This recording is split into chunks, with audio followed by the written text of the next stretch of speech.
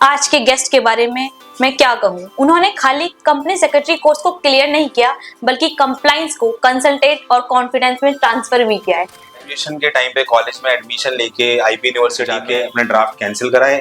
CS student से लेकर legal roof के मैनेजिंग पार्टनर तक का आपका सफर कैसा है?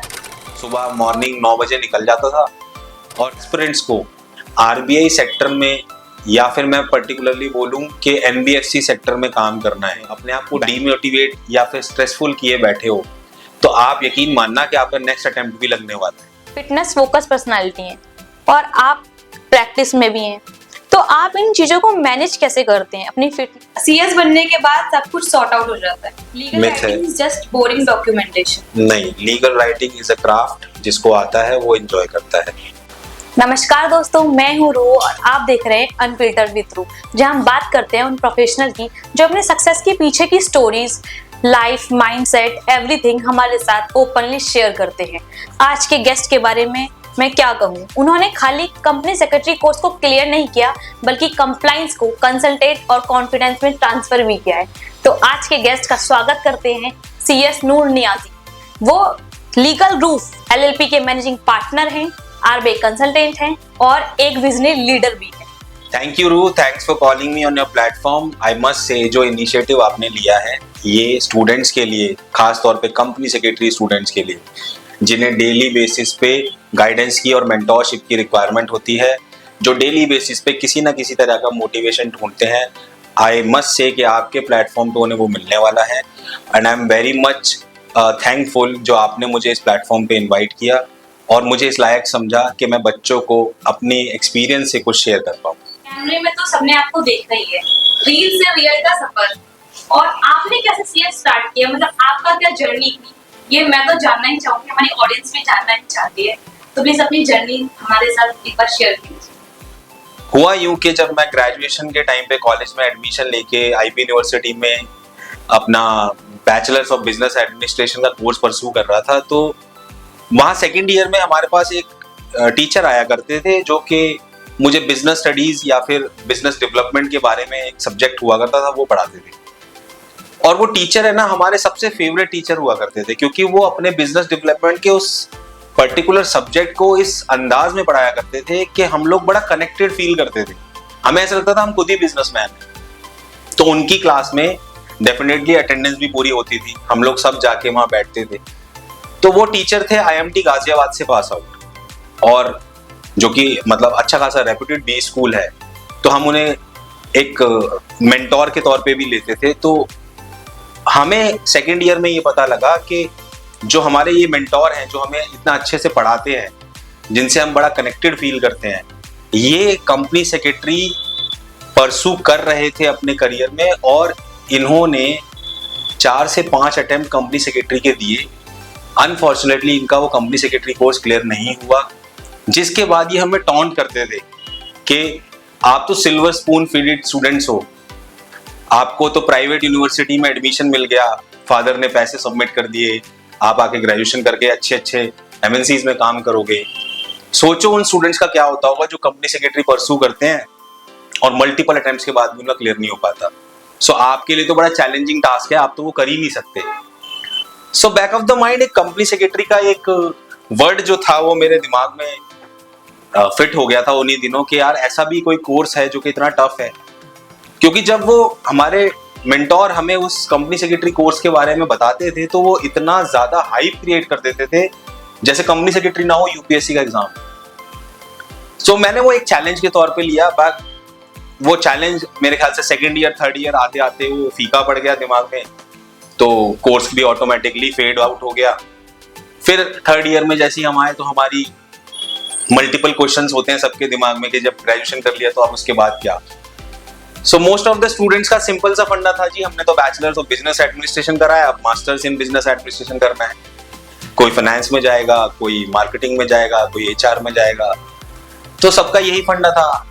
अब थर्ड ईयर में हमने कैट मैट जेड के एग्जाम दिए जो कि कॉम्पिटिटिव लेवल एग्जाम है। अच्छे बी स्कूल में एडमिशन लेने के लिए आपको कैट के 90% या 90% से ऊपर, sorry percentile, I must say कि 90 परसेंटाइल से ऊपर आपको मार्क्स चाहिए। अनफॉर्चुनेटली मैंने कैट जब अपीयर किया तो मेरा 88 परसेंटाइल तक ही मैं स्कोर कर पाया, और जिन 20 स्कूल से मुझे कॉल रिसीव हुए जहां मुझे एडमिशन लेना था, वहां उनकी एक एक साल की फीस 10-10, 12-12 लाख रुपए फीस आया करती थी।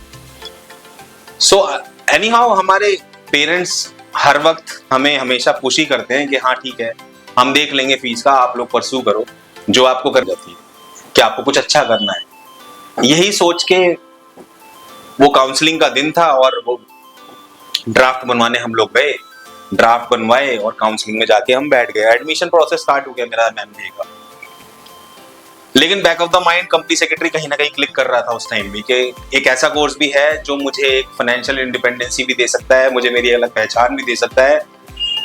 और आई मस्ट से उस टाइम के MBA के कंपैरिजन में मुझे वो बहुत अच्छा कोर्स, एक बहुत अच्छा ऑप्शन नजर आ रहा था। काउंसलिंग में बैठा हूँ, डॉक्यूमेंट सबमिट कर दिए और मेरे डॉक्यूमेंट्स जेरोक्स होके उन्होंने मुझे ओरिजिनल वापस कर दिए और कह दिया कि आपके ओरिजिनल आपके इंस्टीट्यूट में सबमिट होंगे, वहां वो सीज हो जाएंगे 2 साल के। और रोल कॉल चल रहा है जहां पे मुझे ड्राफ्ट सबमिट करना है। आई गेस मेरा 42 नंबर था जब मेरे को बुलाना था उन लोगों ने, और मैंने 30th 31 तक मैंने रोल कॉल सुना है वहां बैठ के। और उसके बाद में वहां से बैक ऑफ किया और सीधा बैंक जाके अपने ड्राफ्ट कैंसिल कराए और पहुंच गया institute of company secretaries of India. 7,000 का ड्राफ्ट। यहां से मेरी कंपनी सेक्रेटरी की जर्नी स्टार्ट हुई। आई मस्ट से सर, आपकी CS जर्नी ना डेफिनेटली इंस्पायरिंग है स्टूडेंट के और मेरे लिए। बट CS स्टूडेंट से लेकर लीगल ग्रुप के मैनेजिंग पार्टनर तक का आपका सफर कैसा रहा? मतलब शुरुआती दिनों में लीगल ग्रुप की क्या आपकी परेशानी हुई? आपको क्या लगता है कि आपने कैसे ग्रो किया यहाँ से यहाँ तक की सफर? काफी स्ट्रगल के बाद कंपनी सेक्रेटरी क्लियर हुआ, और सबसे पहला सवाल जो हर कंपनी सेक्रेटरी फ्रेशर के मन में आता है वो मेरे मन में भी था कि भाई पहले जॉब करें या सीधा प्रैक्टिस की तरफ जाएं। क्योंकि जब मैंने अपनी MSOP कंप्लीट की, जो कि 15 डेज का एक ट्रेनिंग प्रोग्राम था, तो उसमें मेरे जितने भी बैचमेट्स थे जो कि मेल थे, जिन्होंने प्रैक्टिस का पहले से सोचा हुआ था, वो काफी ज्यादा इन्फ्लुएंसिंग मुझे लगे कि ठीक है, प्रैक्टिस आपको डे 1 से स्टार्ट करनी है तो डे 1 से ही स्टार्ट करो, जॉब करनी है तो डे 1 से ही करो। या फिर कई बार ऐसा भी हुआ कि मुझे इस तरह का परसेप्शन भी देखने को मिला कि शुरू के कुछ इनिशियल ईयर्स में हम लोग अपनी जॉब स्टार्ट कर लेते हैं, थोड़ा बहुत पैसा कमा लेंगे, कुछ फाइनेंशियल स्टेबिलिटी आ जाएगी लाइफ में, उसके बाद अपनी प्रैक्टिस स्टार्ट करेंगे, तो जो कि काफी वायबल ऑप्शन लगा मुझे। और एक साउंड माइंड होने के नाते मैंने भी यही ऑप्शन चूज किया कि चलो जॉब की तरफ चलते हैं, पहले कुछ फाइनेंशियल स्टेबिलिटी ले आते हैं अपने अंदर। क्योंकि क्या होता है ना, जब आप स्टूडेंट एज में होते हो तो आपका कुआं वैसे ही खाली होता है, आपके 1000 खर्चे पहले से ही आपके सामने खड़े होते हैं, और एज हो चुकी है इतनी कि अपने पेरेंट्स के आगे हाथ फैलाने में भी थोड़ी शर्म सी आती है कि अपने पेरेंट्स से कुछ मांग लिया जाए, कर लिया जाए। हालांकि पेरेंट्स हमेशा सपोर्टिव रहे हैं, लेकिन फिर भी लगता है कि यार नहीं, अपने हिसाब से कमाए, अपने ऊपर अपना ही पैसा खर्च किया जाए। सो ये देखते हुए मैंने एक लिस्टेड कंपनी को ज्वाइन किया दिल्ली के अंदर ही, और लिस्टेड कंपनी का एक कंपनी सेक्रेटरी, एक ग्रुप कंपनी सेक्रेटरी मैं बना। और 2 साल वहां मैं लगातार मैंने अपनी सर्विसेज रेंडर की, काम किया, सैलरी ली, और डेली जो एक मोनोटोनस लाइफ होती है मैंने वो जीना स्टार्ट कर दिया। सुबह मॉर्निंग 9 बजे निकल जाता था और शाम को 8-9 बजे करीब घर आता था। तो वन फाइन डे हुआ ये कि मुझे एहसास हुआ कि मतलब मैं जॉब प्रोडक्ट हुई नहीं, मैं जॉब मटेरियल ही नहीं हूँ, क्योंकि मेरी पूरी फैमिली हिस्ट्री में किसी ने जॉब करी ही नहीं है। तो मुझे ऐसा लगा कि अकेला मैं ही आउट ऑफ द फ्लो जाके ये काम कर रहा हूँ, और कुछ ना कुछ रहा मेरी लाइफ में जो मुझे एक चीज पिंच करती रही कि वो सेटिस्फेक्शन नहीं आ रही है। क्योंकि कंपनी सेक्रेटरी बन तो गया, काम तो कर रहा हूँ, कंप्लायंस ऑफिसर भी होंगे कंपनी का, लिस्टेड एंटिटी में बैठा हूँ, रेपुटेशन भी अच्छी मिल रही है, लेकिन फिर भी मुझे ऐसा लगता था कि क्या ना, इंडिपेंडेंसी अभी आना बाकी है। तो मैंने 2 साल बाद जॉब को क्विट किया और अपनी खुद की ही एक फर्म लीगल रूफ के नाम से स्टार्ट की। सो स्टार्टिंग में तो डर तो मुझे भी लगा कि 2 साल जो जॉब करके पैसा कमाया है, जो एक फिक्स अमाउंट मेरी जेब में हर महीने आया करता था, वो बंद हो जाएगा, और फिर आपको एक इंफ्रास्ट्रक्चर डेवलप करना है छोटा सा, जिसमें आप बैठ पाओ, जिसको आप ऑफिस बोल पाओ, क्लाइंटेल कहाँ से आएगा, आपके पास में कनेक्शंस कहाँ से बिल्ड होंगे। सो आई गेस ये सारी चीजें हमें हमारे ट्रेनिंग प्लेटफॉर्म्स पे सिखाई जाती हैं कि ईडीपी में हो गया, पीडीपी हो गया, एमएसओपी हो गया, सीएलडीपी हो गया, या मल्टीपल और स्टूडेंट ओरिएंटेशन प्रोग्राम होते हैं जहाँ पे हमें ये बताया जाता है कि कितना इंपॉर्टेंट है लोगों के लिए कनेक्शंस बनाना, कितना इंपॉर्टेंट है किसी भी प्रोफेशनल को अपनी लाइफ में सक्सेसफुल होने के लिए कनेक्शंस को बिल्ड करना। सो एनी हाउ वो 2 साल तो जो मुझे मेरे जॉब में गए सो गए, लेकिन जब मैंने अपनी लीगल फर्म स्टार्ट की तो एक छोटा सा एक सेटअप लिया, एक ऑफिस की टेबल और एक ऑफिस की चेयर, एक लैपटॉप, एक प्रिंटर, और शायद मैंने उसके बाद एक डीएससी अप्लाई किया था after applying company certificate of practice. So इस छोटे से इंफ्रा के साथ में मैंने अपने ऑफिस को अपने ही घर में, अपने ही रूम में सेटअप किया। अपने ही रूम में मैंने वो टेबल कुर्सी बिछाई और वहीं से मैंने काम स्टार्ट कर दिया। क्लाइंटेल्स के लिए मैंने कनेक्शंस बनाने स्टार्ट किए, धीरे धीरे कनेक्शंस बिल्ड करना स्टार्ट किए, लोगों से मिलना स्टार्ट किया। और आई मस्ट से शुरू के 1-2 साल तक मैंने अपने आप को कभी भी बाहर नहीं किया कि मैं बाहर नहीं जाऊंगा, लोगों से मिलूंगा नहीं, लोगों से बात नहीं करूंगा, क्योंकि मुझे ऐसा लगता था अगर मैं बाहर नहीं जाऊंगा, लोगों से मिलूंगा नहीं, बात नहीं करूंगा तो मुझे कोई भी काम देने वाला नहीं है। बड़ी प्रोफेशनल्स के साथ काफी मैंने हैंग आउट करना स्टार्ट कर दिया।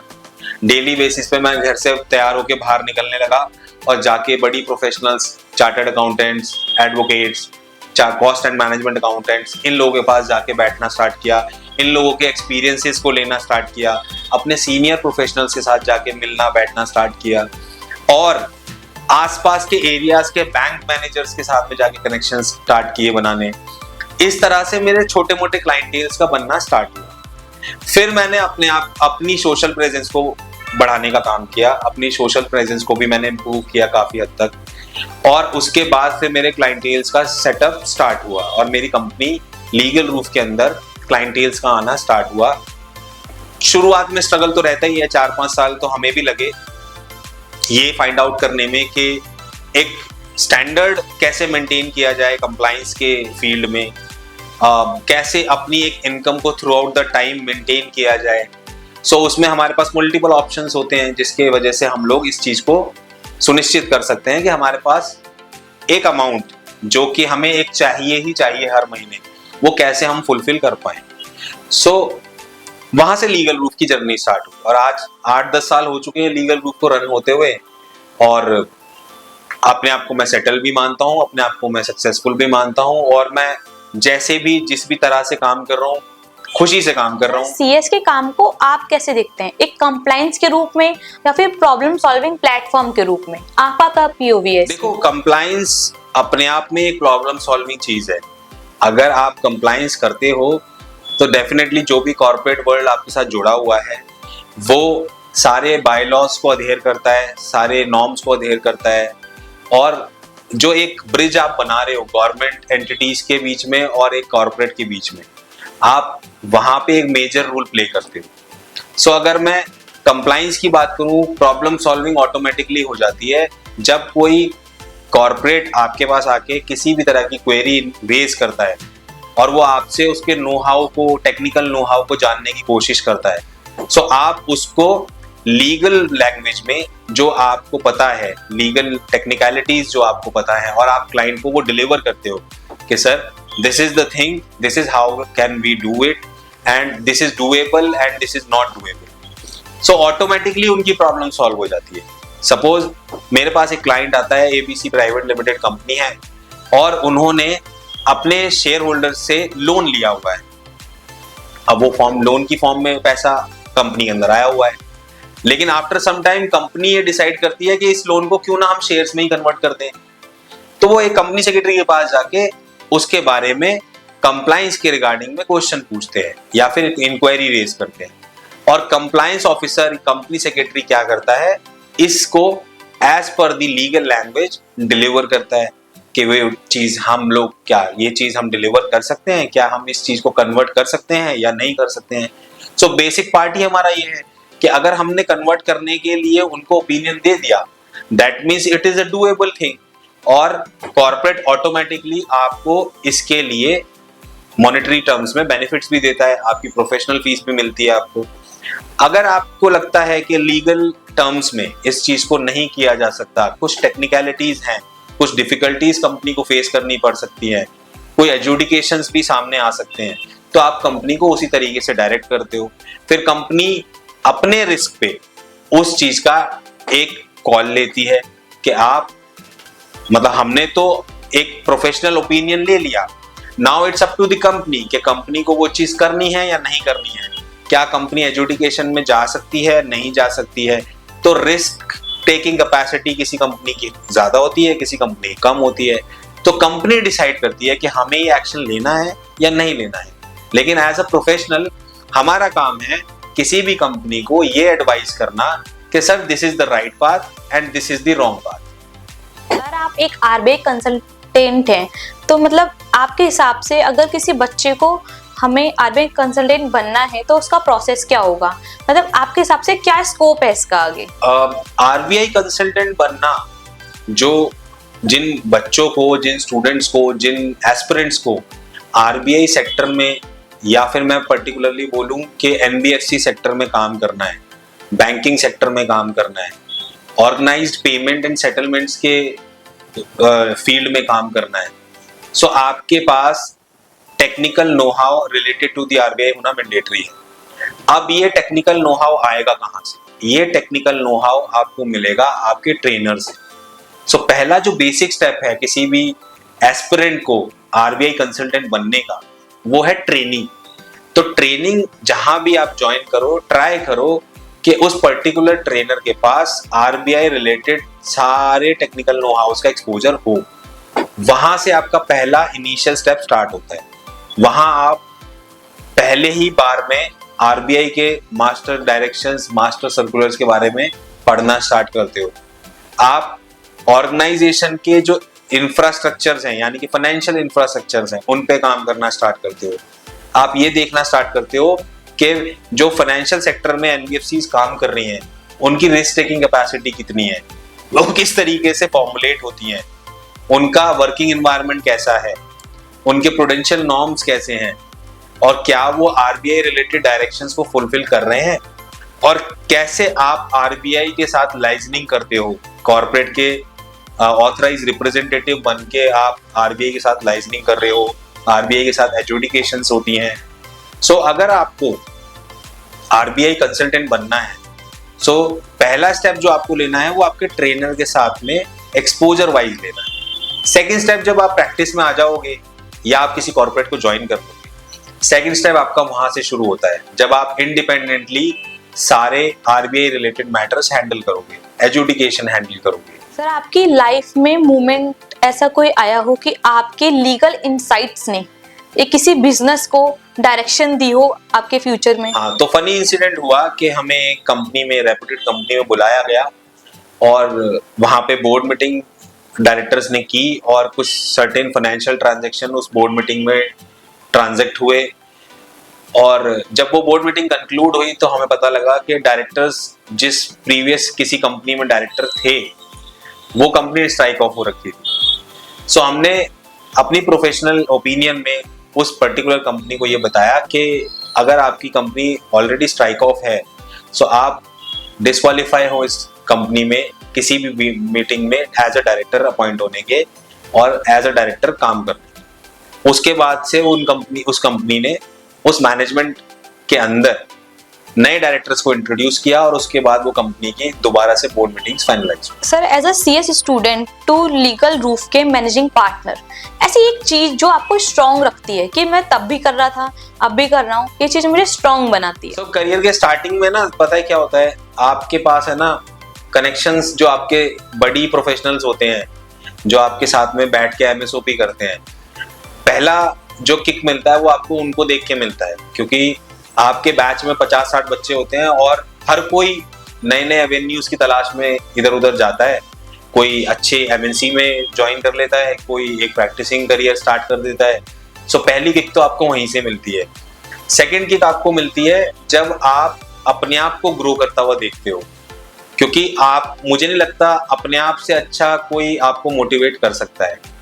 सो अगर आप अपने आप को सुबह शीशे में देखते हो और आप अपने आप को सेटिस्फाई फील करते हो तो दैट मीन्स आप सही राह पे चल रहे हो। और तीसरी इंपॉर्टेंट किक जो मुझे थ्रू आउट द लाइफ मिली है वो है फिजिकली एक्टिव रहना।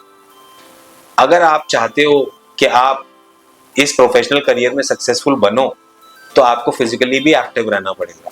आपको जगह जगह सेमिनार्स में भी जाना होगा, जगह जगह प्रोफेशनल से भी मिलना होगा, आपको बेसिकली अपनी चेयर से उठ के बाहर निकलना ही होगा। सर, जो सीएस के स्टूडेंट हैं उनके अटेम्प्ट लगते हैं और जो बार बार अटेम्प्ट दे रहे हैं उन स्टूडेंट के लिए आपका क्या एक पीओवी होगा कि ये माइंड शिफ्ट कर सकता है उनका? ऐसा है कि company secretary, chartered accountant, CMA, ये सारे प्रोफेशनल डिग्रीज हैं।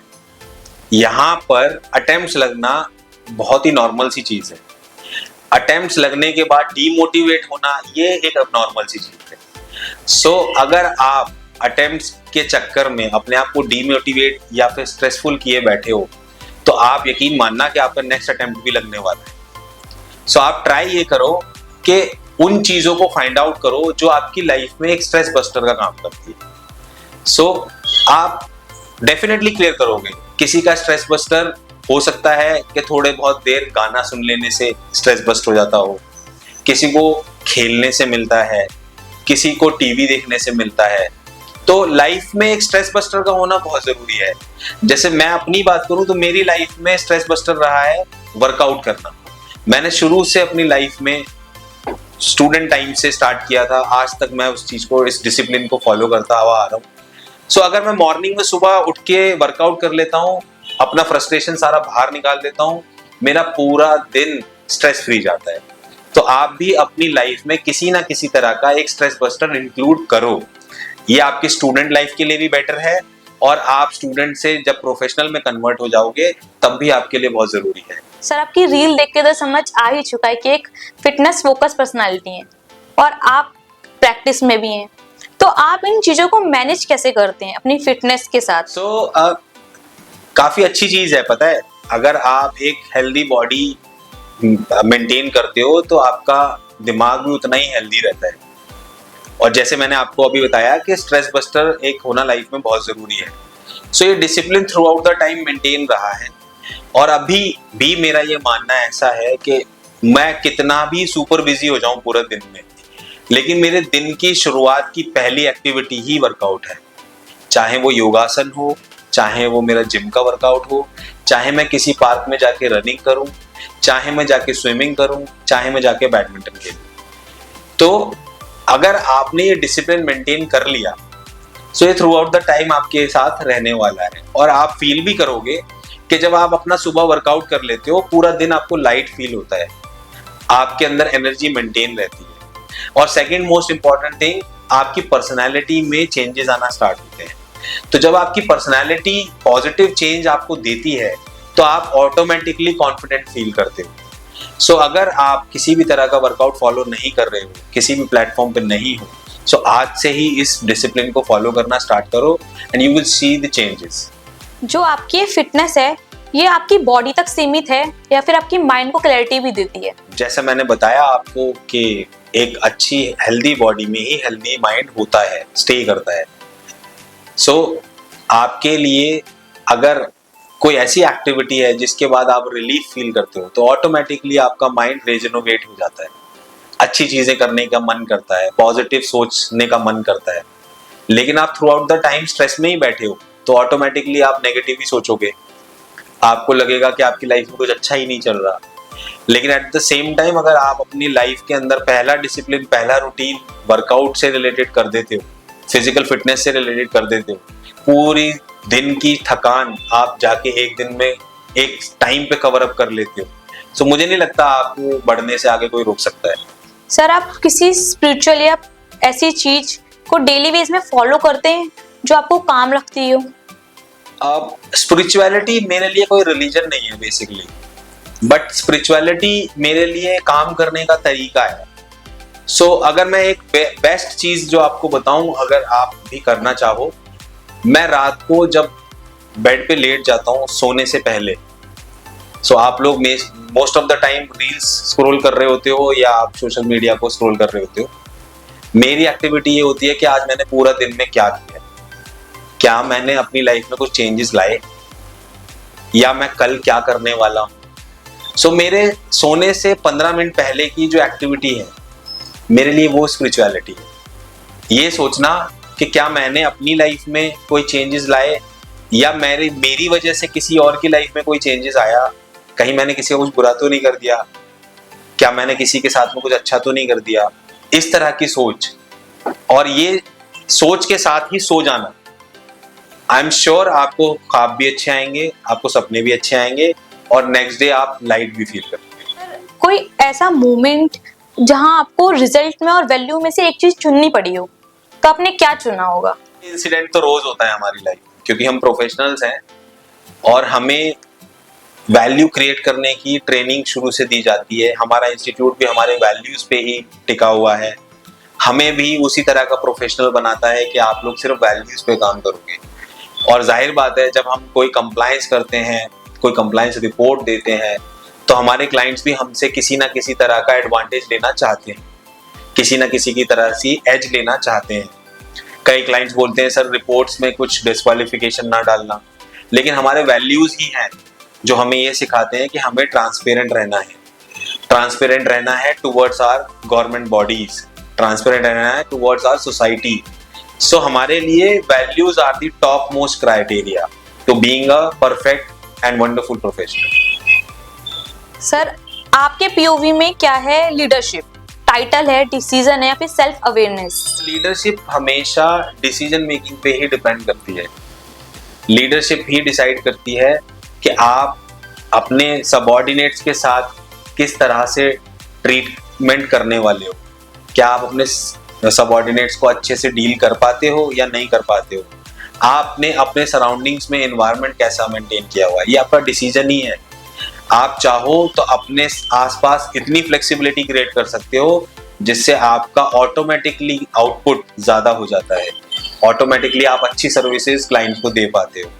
सो मेरी फर्म में पर्टिकुलरली हम लोग बड़े फ्लेक्सिबल रहते हैं, और ये चीज़ आई कहाँ से? ये चीज़ मैंने सीखी है जितने भी मल्टीनेशनल कंपनीज में मैंने काम किया है उधर से, क्योंकि मल्टीनेशनल कंपनीज एक तरह का एनवायरनमेंट क्रिएट करके रखती हैं जो कि मुझे शायद थोड़ा सा कम लगता है जो कि इंडियन कंपनीज होती हैं उनमें। लेकिन अभी आई एम श्योर मैं देख पा रहा हूँ ऐसे बहुत सारे स्टूडेंट्स जो मेरे साथ कनेक्ट करते हैं, वो बोलते हैं कि सर हमारे ऑफिस का एनवायरनमेंट भी बहुत अच्छा है, हमारे सीनियर्स भी बहुत अच्छे हैं, हमारे मेंटोर्स भी बहुत अच्छे हैं। सो आई मस्ट से कि आप अगर लाइफ में कुछ करना चाहते हो तो सबसे पहली चीज अगर आपको करनी है, अगर कल को आप एक एंटरप्रेन्योर बनते हो, तो आप सबसे पहले एक अच्छा एनवायरनमेंट क्रिएट करने की कोशिश करो। ऐसे डिसीजंस लो जिससे आपके सबऑर्डिनेट्स को और फ्लेक्सिबिलिटी मिले, आपका सबऑर्डिनेट आपके लिए और ट्रांसपेरेंट हो जाए, आप साथ में अच्छे से रिपोर्टिंग्स करें। सर, आप कैमरे में देखकर एक बार ये बता दीजिए उन स्टूडेंट के लिए जो सीएस कर तो रहे हैं पर फिर भी डाउट में करें या फिर ना करें। ऐसे बच्चों के लिए मेरे पास एक ही लाइन है कहने के लिए, आप हमेशा ये सोचो कि आपने शुरू क्यों किया था। That's it. Sir, fun round करते हैं। हमारा सेगमेंट है ट्रुथ और मिथ का। कुछ स्टेटमेंट बोलूंगी, आप बताएंगे ट्रुथ है या फिर मिथ। क्लाइंट्स हमेशा डॉक्यूमेंटेशन टाइम से पहले भेजते हैं। ये तो मिथ है बहुत बड़ा। सीएस बनने के बाद सब कुछ सॉर्ट आउट हो जाता है। मिथ है। सर, क्यों? लाइफ में कुछ भी कभी सॉर्ट आउट नहीं होता। कभी आपके पर्सनल ऑब्लिगेशंस आपके सामने आते हैं, कभी आपके प्रोफेशनल ऑब्लिगेशन सामने आते हैं, कभी आप खुद अननेसेसरी की चीजें करने लग जाते हो, तो कभी भी सेटल नहीं होगा। आपको मेहनत करनी पड़ेगी हमेशा हमेशा। Legal writing is just boring documentation. नहीं, legal writing is a craft, जिसको आता है वो एंजॉय करता है। कंप्लायंस करवाना मुश्किल नहीं, समझना मुश्किल है। दोनों चीजें मुश्किल है। नेटवर्किंग के बिना ग्रोथ पॉसिबल नहीं है। क्या बोला? नेटवर्किंग के बिना ग्रोथ पॉसिबल नहीं है। करेक्ट है। नेटवर्किंग करनी पड़ेगी। नेटवर्किंग 100% करनी पड़ेगी। Thank you so much sir, आपने अपनी प्रीशियस टाइम में से हमें टाइम दिया इस वीडियो रिकॉर्ड करने के लिए। यू वेलकम रू। मुझे भी अच्छा लगा आपके प्लेटफॉर्म पे ज्वाइन होके, और मैं शायद ऐसा एक वाहिद प्रोफेशनल हूँ जो अपने स्टूडेंट से कनेक्ट करने का कोई भी मौका कभी नहीं छोड़ता, और इट वाज माय प्लेजर। आपका काम और लाइफस्टाइल देखिए, इस बात की तो गारंटी है सीएस एक क्वालिफिकेशन नहीं है, एक क्वालिटी है। सर आपने दिखाया है कि लीगल प्रोफेशन के साथ फिटनेस और डिसिप्लिन कितना इम्पोर्टेंट है लाइफ में। ये था आज का एपिसोड। मिलते हैं नेक्स्ट हफ्ते नेक्स्ट लीडर के साथ। तब तक के लिए स्टे अनफिल्टर्ड, स्टे हैप्पी। जय हिंद।